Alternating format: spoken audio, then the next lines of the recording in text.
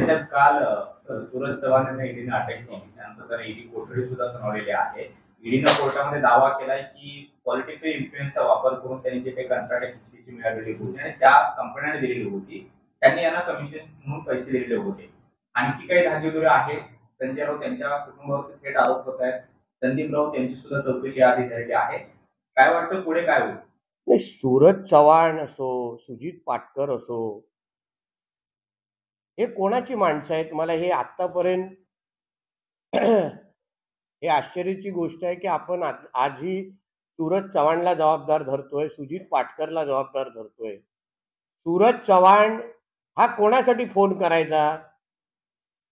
सुजित पाटकर यांनी खिचडी चोरी कोणासाठी केली? सूरज चव्हाण सकाळची चहा, संध्याकाळचा नाश्ता हा आदित्य ठाकरेच्या शिवाय करू शकतो का? आदित्य ठाकरे आणि हा संजय राजाराम राऊत अजून किती लोकांची बळी घेणार आहेत स्वतःला वाचवण्यासाठी? आणि एक प्रश्न मला उद्धव ठाकरेला विचारायचा आहे की जी ताकद उद्धव ठाकरेंनी पाटणकरला वाचवण्यासाठी, श्रीधर पाटणकरला वाचवण्यासाठी लावली, थेट दिल्ली गाठली, सगळं काय सगळं पणाला लावलं, महाविकास आघाडीची सत्ता सोडण्यासाठी तयार होते पाटणकरला वाचवण्यासाठी, तीच ताकद मग सूरज चव्हाण आणि राजन साळवीसाठी का वापरत नाहीये?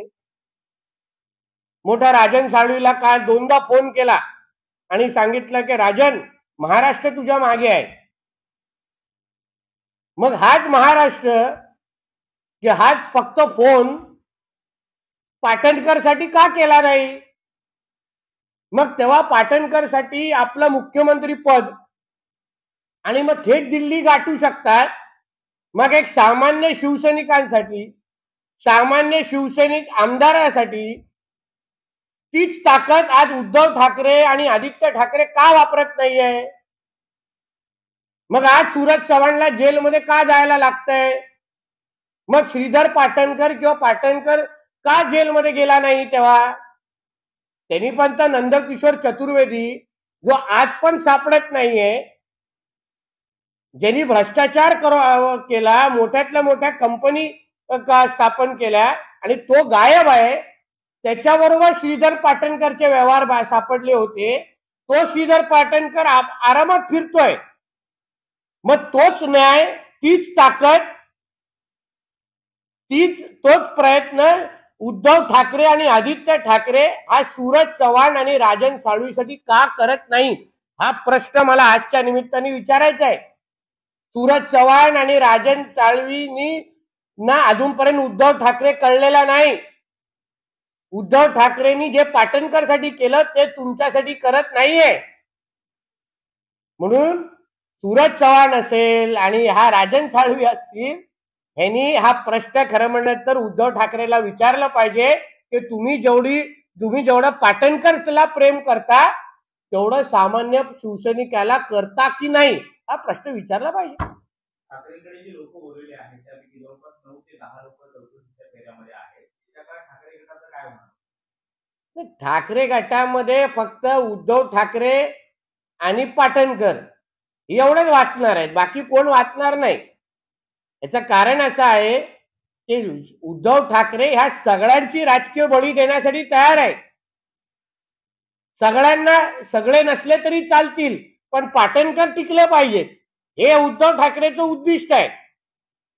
तर ती ह्यांची दुखती रग आहे, ते लक्षात घ्या.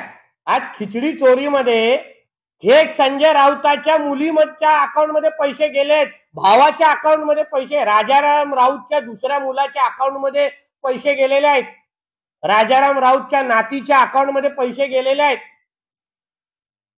सुजित पाटकरच्या नंतर संजय राजाराम राऊतच्या कुटुंबाची लोक आता ह्या तुम्हाला 15-20 दिवसामध्ये जेलमध्ये दिसणार आहेत. मग मुलगी असू शकते किंवा भाऊ असू शकतो त्याच्यामध्ये. म्हणजे हा किती तडफडून दे, किती ह्याला शिवाशाप देऊन दे, किती ह्याची नसबंदी होऊन दे, संजय राऊतच्या घरातले लोक तुम्हाला येणाऱ्या काही आठवड्यामध्ये जेलमध्ये दिसणार आहेत. त्याला आवडो का नाही आवडो, खिचडी खाल्ली ना, गरिबांची खिचडी खाल्ली. मोठा सकाळी सांगत होता कोविडच्या काळामध्ये कोण कॉन्ट्रॅक्ट घ्यायला तयार नव्हतं म्हणून आम्ही खिचडी. अरे बाबा, कॉन्ट्रॅक्ट घेण्यासाठी मग बचत गट वापरायचे होते, महिला बचत गट. महाराष्ट्रात असे आहेत का महिला बचत गट आहेत ज्यांनी खिचडी बनवून त्या कामगारांना दिले असते, त्या बचत गटात पण आर्थिक सक्षम झाले असते. त्यासाठी तुझ्या मुलीला आणण्यासाठी गरज नव्हती, तुझ्या भावाच्या नावाने खिचडी खायची गरज नव्हती. आणि पंतप्रधानांनी मणिपूरला जावं, म्यानमारला जावं. अरे पंतप्रधानांनी जिथे जावं, पंतप्रधान जातील. तुझ्या डोंगणात खरंच ताकद असेल, तू खरंच राजाराम राऊतचा मुलगा असेल ना, तर जाऊन पत्राचाल मध्ये जाऊन एक छोटीशी महाआरती तरी कर 22 तारखेच्या नावाने. तुला काय तुझी अवस्था करून तुला कायम स्वरूपी वनवासात पाठवतील ना, हे तिकडचे लोक बघ जरा. म्हणून पंतप्रधानांवर टीका करण्याची तुझ्यासारख्या खिचडी चोरची लायकी नाही, जी गरिबांची खिचडी खातो. आमचे पंतप्रधान आज सोलापूरमध्ये गरिबांना घर देण्यासाठी सोलापूरला आलेले आहेत, तुझ्यासारखे गरिबांची खिचडी चोरी करण्यासाठी नाही. पंतप्रधान आणि त्यांचा पक्ष फक्त लोकसभेच्या आकड्यांचं राजकारण करतो आणि म्हणून महाराष्ट्रामध्ये दौरे होत आहेत. महाराष्ट्रामध्ये जे नेतृत्व आहे, मुख्यमंत्री एकनाथ शिंदे असतील, देवेंद्र फडणवीस किंवा अजितदादा असतील, यांच्या मागे मोठी वोट बँक नाहीये आणि म्हणून पंतप्रधान स्वतः मैदानात उतरत आहेत, असाही आरोप त्यांनी. म्हणून तर तुम्ही महाविकास आघाडीने किती सीट लढवावेत, मग तू कशाला दिल्लीला जातोयस, तू कशाला 10 जनपदचे पाय चाटतोयस, तू का नाही राज्याचे काँग्रेसच्या आणि शरद पवार गटाच्या नेत्यांशी बोलतोयस. तेव्हा तुला दिल्लीचं नेतृत्व आणि तुझा राहुल गांधी लाडका असतो, तेव्हा तुला 10 जनपदची चाटुगिरी करायची असते. राष्ट्रीय पक्ष आमचा आहे, मोदीजींसारखा एक विश्वगुरु आणि ज्याला जगात मान्यता असलेला नेता हा आमचा नेतृत्व आहे. ते अगर राज्यामध्ये येऊन लोकांना जे त्यांनी शब्द दिलेलं की माझ्या कारकिर्दीमध्ये प्रत्येक जना बेघर असतील त्यांना मी घर देईन, हा जो शब्द होता तो पंतप्रधान आवास योजनेच्या माध्यमातून आमचे पंतप्रधान पूर्ण करत असतील तर ह्यांच्या डोंगणाखाली आग लागली नाही पाहिजे. कारण 2022च्या नंतर ह्यांना पण पंतप्रधान आवासच्या खालती घर द्यायची गरज लागणार आहे आम्हाला. हे सगळे बेघर आणि बेरोजगार होणार आहेत 2024च्या नंतर. राजकीय मुख्यमंत्री एकनाथ शिंदे, उपमुख्यमंत्री देवेंद्र फडणवीस आणि अजित पवार यांच्या मागे मतदार नाही, ते प्रधानमंत्री मोदी यांनी समजून घेतल्यामुळे त्यांना वारंवार मारहाण द्यावा लागतो. ज्यांनी साधी एक सरपंचाची निवडणूक लढवली नाही तो संजय राजाराम राऊत दुसऱ्यांचे मतदार आणि दुसऱ्यांची राजकीय ताकद मोजतोय. यांनी स्वतः ठाकरे गटाकडून साधी त्याची ईशान्य मुंबईची एक खासदारकी लढवण्याची हिंमत दाखवावी, किंवा तिकडची जी बीएमसीची वॉर्डची निवडणूक येईल ना तेव्हा वॉर्डची निवडणूक लढून दाखवावी आणि मग दुसऱ्यांचे आकडे आणि राजकीय ताकद मोजा. मणिपूरमध्ये 25 लोकसभा जागा असतात, मणिपूरला जाऊन थांबले असते. पण पत्राचालमध्ये पण काही वॉर्डची निवडणुका आहेत, पत्राचाल पण एका वॉर्डमध्ये येतं, मग त्या वॉर्डमध्ये जाऊन प्रचार करण्याची हिंमत दाखव ना पहिलं. मणिपूर, म्यानमार हे फार लांब झाले रे. तू पत्राचाल लायकीचा माणूस आहे, पत्राचालमध्ये काय तुझी परिस्थिती आहे ती पहिली सांग आणि मग मणिपूर म्यानमार बद्दल चर्चा कर. हे फार लांबची गोष्ट झाली. मुख्यमंत्री दावोस दौऱ्यावरती गेलेले होते, मात्र महाराष्ट्रात असे प्रकल्प आहेत जे गुजरातला पाहिलेले आहेत, ते जरी प्रकल्प मुख्यमंत्र्यांनी आणले तरी खरं त्याच्यामध्ये दम आहे असं आम्ही म्हणू. आमच्या मुख्यमंत्र्यांनी डॅव्होस मध्ये जाऊन आहे ना मोठे मोठे प्रकल्प आणि मोठी गुंतवणूक आणलेले आहेत. ते आकडे मोजताना तुझं अर्धा आयुष्य उरलेलं संपून जाईल. आणि अदानींबरोबर तुझ्यात राहुल गांधीच्या तेलंगणाच्या मुख्यमंत्र्यांनी 2 दिवसा अगोदर करार केलेला आहे. म्हणजे राहुल गांधींवर अन्य कोण नाही, त्यांच्या तेलंगणाचा मुख्यमंत्री चुकलेला आहे. आणि तुम्हाला अन्य तुमच्या घरातले म्हणजे घरातले सगळे खर्च चालवण्यासाठी गुजराती समाज चालतो. उद्धव ठाकरेला त्याचे लंडनचे दौरे करण्यासाठी गुजराती बिल्डर आणि व्यावसायिक चालतात. मग तुम्हाला अन्य गोष्टीमध्ये गुजराती का चालत नाही? पहिलं तुम्ही शपथ घ्या की तुमचं आयुष्य गुजराती समाज आणि गुजराती उद्योजकांवर आम्ही हे करणं बंद करणार आणि मग गुजरातींवर आक्षेप उचला. ह्यांना लग्न समारंभासाठी, सुट्ट्यांसाठी, घरातली एसीचं बिल भरण्यासाठी, मोबाईलचं बिल भरण्यासाठी गुजराती लागतात आणि अन्य वेळी गुजरातींवर शिव्या घालणार.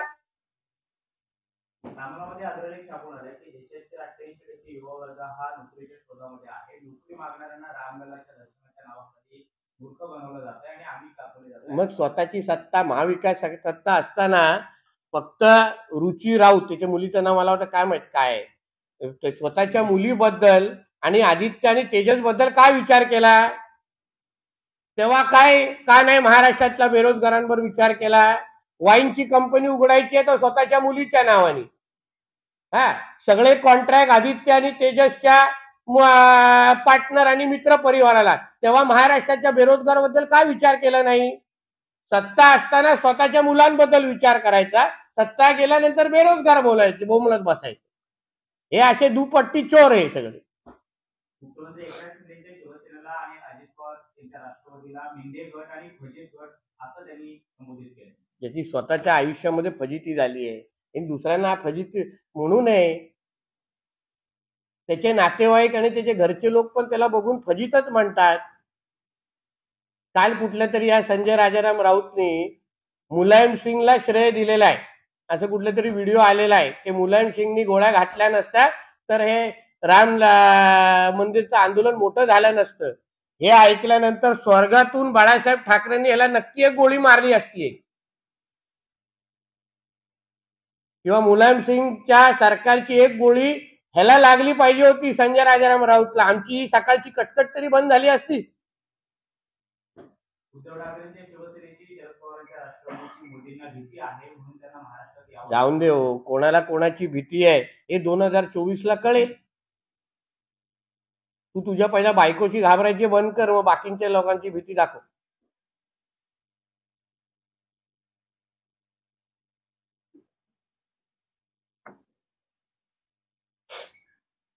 Short and sweet.